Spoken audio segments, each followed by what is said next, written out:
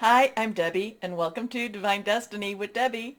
Today we're reading for December 24th, 25th, and 26th, Friday, Saturday, and Sunday. Now, you know that I'm going to at least use one Radley Valentine deck, and I'm going to be using my Angel Tarot cards. I'll pull the main cards from this. I will pull one from my John Holland Psychic Tarot and Oracle deck. And of course, I will pull one from my Emily Anderson Crystal deck. Now, for the introduction, we're going to go old school just to our Ryder tarot deck, and I will pull a couple for us from this deck. Now, you know that I have prayed, meditated, and infused all the decks with Reiki energy. But remember, this is a general reading. It may or may not resonate. Take what you like, leave the rest. Some things, okay, Venus is in retrograde, but it is still in Capricorn, where relationships just don't make sense, but somehow they work.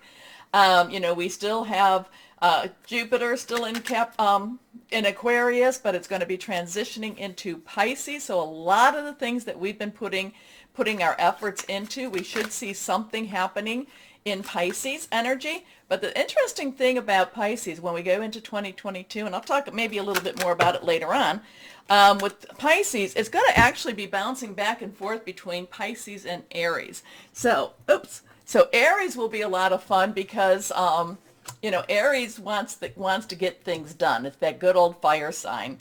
So we have that going on. Now, of course, we do have this weekend. Basically, this is the celebration of Christmas, the Yule time. I do celebrate. And for anyone that does, I wish you all a very Merry Christmas. If you don't, then let's all continue to just keep our energies light, and have that inner part of us shine through, okay? Because together we will help to defeat the darker energies that try to pull us down. You are here for a reason, and we are together for a reason. Now, let me go and see what we have here. One card flew, and that's when I went down to pick it up. So let's see what we have with the other cards from the Ryder deck. Anything reversed has strong energy. Of course, I am an intuitive channeler. I open myself to higher power. My job just to deliver the message. It's usually best when I try not to understand it. Here we go. First card is, Nine of Swords. Nine of Swords. Okay. This is Nine of Swords. Nines, you've got all the information you need. Let's wrap this up. Swords is our Aquarius. It is, and again, remember, we have right now Jupiter's in Aquarius, but we also have Saturn in Aquarius, and it will be in Aquarius for another good year. And let's hope it is a good year, but it will be in for another year. Saturn with Aquarius, there is a lot of push-pull. And I do feel, I've been saying this since it went in, that this is about reality versus illusion, truth versus what's lies.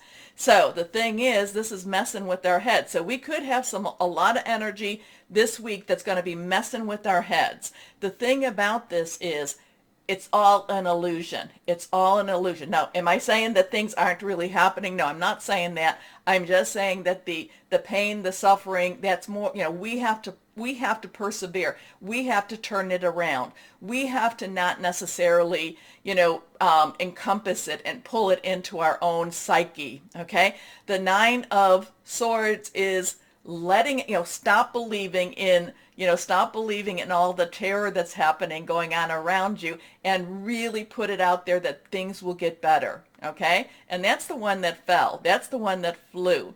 And again, too, like I say, Nine of Swords is, a lot of this has to do with self-fulfilling prophecy. So whatever, so remember, I'm always telling you, keep your thoughts and your words positive, putting it out there, the positive. I'm not telling you to be naive, but I am telling you to have faith, believe, hope, okay? And the Nine of Swords just wants to mess with your heads. So let's see what we have in our next one. Okay, so now we have, and that was reversed, we have some more Swords energy. We have that really thinking things through. We have that hearing news. But the Four of Swords is rest. Take it easy, rest. Let your brain go, let your brain simmer down a little bit. Let your thoughts just say, you know what?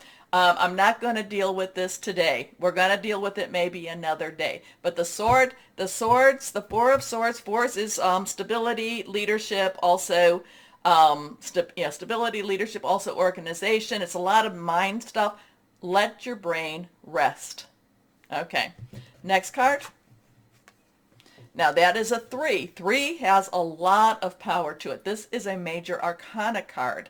So while this is all of us going, kind of like pulling our hair out, saying, kind of getting up, laying down, getting up, laying down, feeling the energies twirling us, pushing us, and at the same time saying, no, no, no, no, no, not going to deal with it. I'm going to rest. I'm going to take it easy.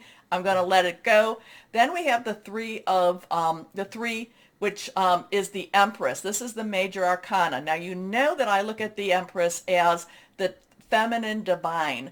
I look at this as the universal energy, but more of the feminine energy. I do feel like this is, the Empress wants to provide for us. The Empress wants to give us abundance. The Empress wants to take care of us in many, many ways. So while this is probably our natural, then we have the supernatural. This is our physical, then we have our metaphysical energies going on.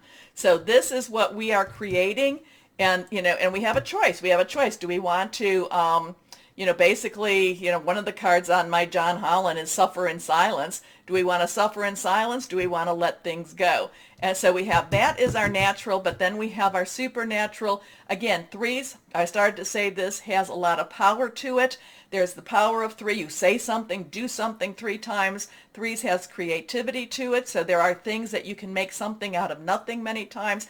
It also has celebration. But the Empress also has some karma energy to it. The Empress is also wanting to take care. The Empress is also wanting to provide for us. Okay, so we've got some interesting energies. It's kind of like, where are we going to fall in between here? If you find yourself kind of wanting to pull your hair out, again, rest. Now this could also be, if you notice, the hands are in supplication or in prayer. So this is a good time to pray. Now also too, what is that in the background? If you look at this, there's also somebody praying.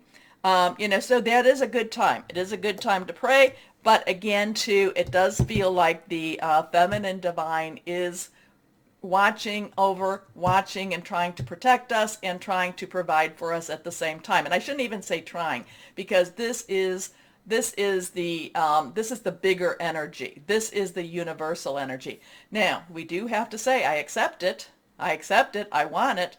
But again, it's kind of, where are we at, with these 2 cards?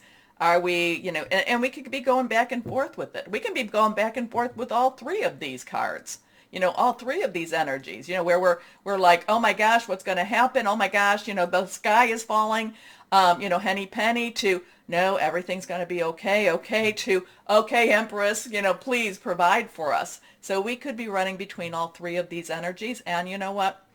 It is what it is, and we will see what we will see. Okay, I will post this as the introduction, but I will also add this to our readings. Oh my gosh, oh my goodness. It looks like it's going to be a very interesting weekend, but again too, we do get through this, and we get through this together. Oh, take a moment, please, to go over here and like, share, subscribe, click on the bell for notifications. Okay, now we will start our readings.